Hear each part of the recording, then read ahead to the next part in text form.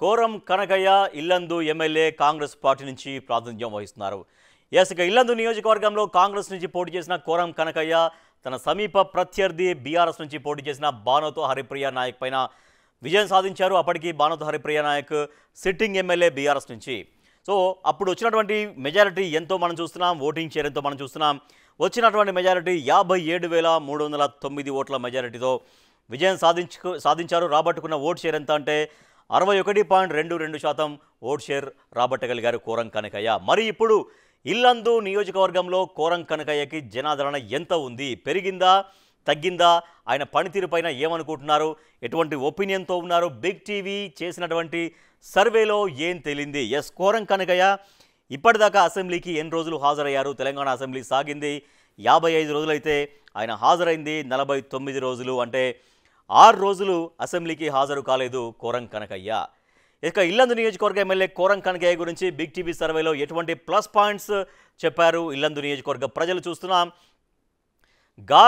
గార్ల మండలానికి మున్నేరు చెక్ డ్యాంతో నీళ్లు రప్పించే ప్రయత్నం అనేది, తర్వాత కోటిలింగాల మామిడి గుండాల బీటీ రోడ్డు నిర్మాణం, అది కూడా ప్లస్ పాయింట్గా ఉంది. ఇంటర్నల్ రోడ్లకు శంకుస్థాపనలు, చాలా చోట్ల ఒక ఊరికి వెళ్ళాల్సినటువంటి కనెక్టివిటీ రోడ్స్, ఇంటర్నల్ రోడ్స్కి చాలా చోట్ల శంకుస్థాపనలు జరిగాయి. నెక్స్ట్ ఇల్లందులో 100 బెడ్స్ హాస్పిటల్కు శంకుస్థాపన, తర్వాత 3,500 ఇందిరమ్మ ఇళ్లకు కూడా శంకుస్థాపన జరిగింది నియోజకవర్గ వ్యాప్తంగా. అండ్ కోయగూడెం బొగ్గు బ్లాక్ అనేది దాంట్లో బొగ్గు గనులకు ఎక్కువగా అక్కడ బొగ్గు అని ఉంటుంది కాబట్టి దాని గతంలో వేలం వేసే ప్రక్రియ జరిగింది, ప్రైవేటీకరణ జరిగే ప్రక్రియ జరిగింది. కానీ అది ఆగిపోవడం కూడా ఆయనకు ప్లస్ పాయింట్గా కలిసి వచ్చింది. నెక్స్ట్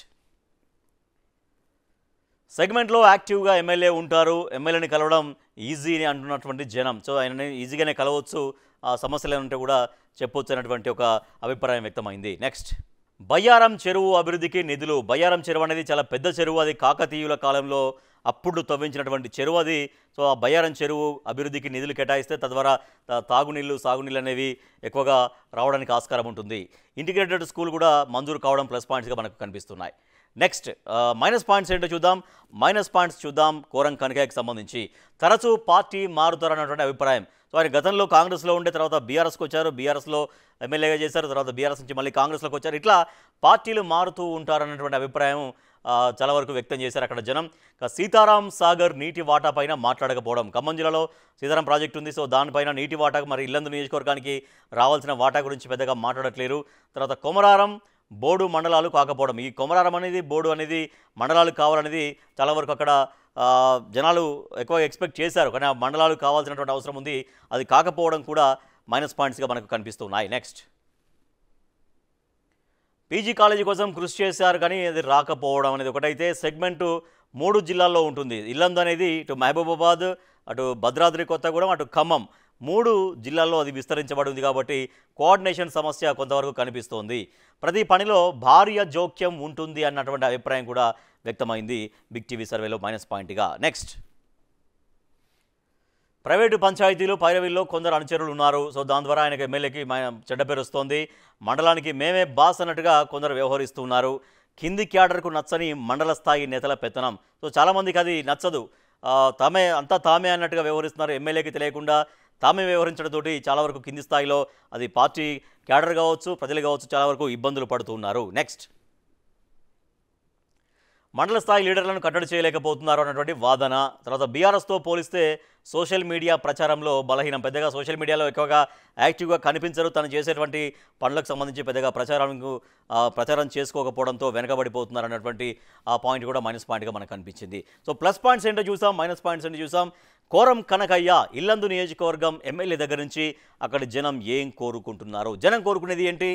బయ్యారం స్టీల్ ప్లాంట్ స్థాపించాలి. బయ్యారం ఉక్కు పరిశ్రమ అనేది కేంద్రం చొరవ చూపించాల్సినటువంటి అవసరం ఉంటుంది. అది యాక్చువల్గా రాష్ట్ర విభజనకు సంబంధించినటువంటి సమయంలో అది తెలంగాణకు హక్కుగా ఉంది, కానీ దాన్ని స్థాపించే ప్రయత్నం అనేది స్థానిక ఎమ్మెల్యే దగ్గర నుంచి కూడా జరగాల్సినటువంటి అవసరం ఉంటుంది. 30,000 మందికి దాని ద్వారా ప్రత్యక్షంగా పరోక్షంగా ఉపాధి లభించే ఆస్కారం ఉంటుంది. సీతారామ ప్రాజెక్టు కూడా దాని వరకు పరిహారం ఇప్పించాలి. ఎవరైతే సీతారామ ప్రాజెక్టు వల్ల ఇల్లందు నియోజకవర్గంలో ఎఫెక్ట్ అయ్యారో ఆ పరిహారం ఇప్పించాలని కోరుకుంటున్నారు. నెక్స్ట్ సీతారాం సాగర్ నీళ్లు సెగ్మెంట్కు ఇవ్వాలి. తర్వాత తులారం ప్రాజెక్టు పూర్తి చేయాలి. తులారం అనేది అది బిఎన్ గుప్తా తులారం ప్రాజెక్టు కూడా అని కూడా పిలుస్తుంటారు. అది ఒక ఇల్లందు నియోజకవర్గానికి కాదు, మహబూబాబాద్ నియోజకవర్గానికి కూడా చాలా వరకు అక్కడి నుంచి నీళ్లు రావడానికి ఆస్కారం ఉంటుంది. మహబూబాబాద్ టౌన్కు అంటే పట్టణానికి, తర్వాత చుట్టుపక్కల ఊళ్ళకు తాగునీళ్లకు అటు ఇల్లందు నియోజకవర్గంలో ఇటు మహబూబాబాద్లోని కొంతవరకు కూడా చాలా వరకు ఆ బిఎన్ తులారం ప్రాజెక్ట్ అంటారు. సో అది పూర్తి చేయాల్సినటువంటి అవసరం ఉంది. కొన్ని వేలాది ఎకరాలకి నీళ్లు అందించే ఆస్కారం ఉంటుంది తులారం ప్రాజెక్టు ద్వారా. అలాగే ఇల్లందు రైల్వే స్టేషన్ తిరిగి తెరవాలి. ఇల్లందు రైల్వే స్టేషన్ అనేది ఒకప్పుడు ప్రయాణికులతో కలకల్లాడేది. ఇల్లందు రైల్వే స్టేషన్ 1920స్లోనే అక్కడ స్టార్ట్ చేశారు. అప్పుడు బొగ్గు రవాణా ఉత్పత్తి కోసం, బొగ్గు రవాణాని చేయడం కోసం. కానీ తర్వాతగా అక్కడ ప్యాసింజర్ రైలు కూడా వచ్చాయి. జనం అనేది చాలా ఎక్కువగా అక్కడి నుంచి ప్రయాణాలు సాగించేవాళ్ళు. అటు ఇల్లందు డోర్నకల్ నుంచి అటు విజయవాడ అట్లా వెళ్ళేవాళ్ళు. తర్వాత ఇల్లందు డోర్నకల్ మహబూబాబాద్ కేసముద్రం నుంచి ఇటు వరంగల్ సికింద్రాబాద్ వరకు వచ్చేవాళ్ళు. కానీ ఈ రైల్వే స్టేషన్ 2006లో క్లోజ్ చేశారు. సో అప్పటి నుంచి అది మొత్తం అక్కడ శిథిలావస్థకు చేరిపోయింది. మొత్తం పిచ్చి మొక్కలతో మొత్తం అక్కడ కళావిహీనంగా మారిపోయింది. కాబట్టి ఇల్లందు ప్రజలు బాగా డిమాండ్ చేస్తున్నారు, కోరుకుంటున్నారు. అక్కడ ఇల్లందు రైల్వే స్టేషన్ తిరిగి తెరిపించాలి. ఆ రకంగా అటు సింగరేణి క్యాలరీస్ సంస్థ కావచ్చు, దక్షిణ మధ్య రైల్వే కావచ్చు, ఫోకస్ చేయాల్సినటువంటి అవసరం ఉంది. నెక్స్ట్, రామాపురం వంతెన పునర్నిర్మించాలి. తర్వాత గార్లా ప్రభుత్వ ఆసుపత్రిలో డాక్టర్లను పెట్టాలి. నెక్స్ట్, ఇల్లందులో రైతు బజార్ ఏర్పాటు చేయాలి. తర్వాత అర్హులకు చాలామంది అక్కడ పోడు పట్టాలు కోసం ఎదురు చూస్తున్నారు. పోడు వ్యవసాయం చేసుకుంటుంటారు కాబట్టి వాళ్ళకు పోడు పట్టాలు ఇవ్వాల్సినటువంటి అవసరం కూడా ఉంది. ఇక ప్లస్ పాయింట్స్ ఏంటో చూసాం, మైనస్ పాయింట్స్ ఏంటో చూసాం. జనం ఏం కోరుకుంటున్నారు, కోరం కనకయ్య ఇల్లందు ఎమ్మెల్యే దగ్గర నుంచి కూడా మనం చూసాము. సో బిగ్ టీవీ ఎక్స్క్లూజివ్ సర్వేలో ఎటువంటి రిజల్ట్ వచ్చిందో చూద్దాం. రిజల్ట్ చూస్తున్నాం. స్కోర్ అనుకూలం 45%, వ్యతిరేకం 25%, తటస్థం 30%. సో మన అనుకూలాన్నే ప్రయారిటీగా తీసుకుంటాం, ప్రామాణికంగా తీసుకుంటాం కాబట్టి సో వ్యతిరేకత కంటే, తటస్థం కంటే ఈ సమయానికి అనుకూలత ఎక్కువగానే కనిపిస్తోంది. కానీ ఇంకా దీన్ని మరింతగా పెంచుకోవాల్సిన అవసరం ఉంటుంది. వ్యతిరేకతను తగ్గించుకోవాలి. ఇల్లందు నియోజకవర్గ ప్రజలు ఏ అంశాలు కోరుకుంటున్నారు, ఎటువంటి సమస్యలతో ఇబ్బంది పడుతున్నారు, వాళ్ళు కోరుకునే అంశాలు, ఆ అభివృద్ధి అంతా ఇల్లందులో చేయాల్సినటువంటి అవసరం ఉంటుంది. సమస్యల పరిష్కారం కోసం మరింతగా ఫోకస్ పెట్టాలి.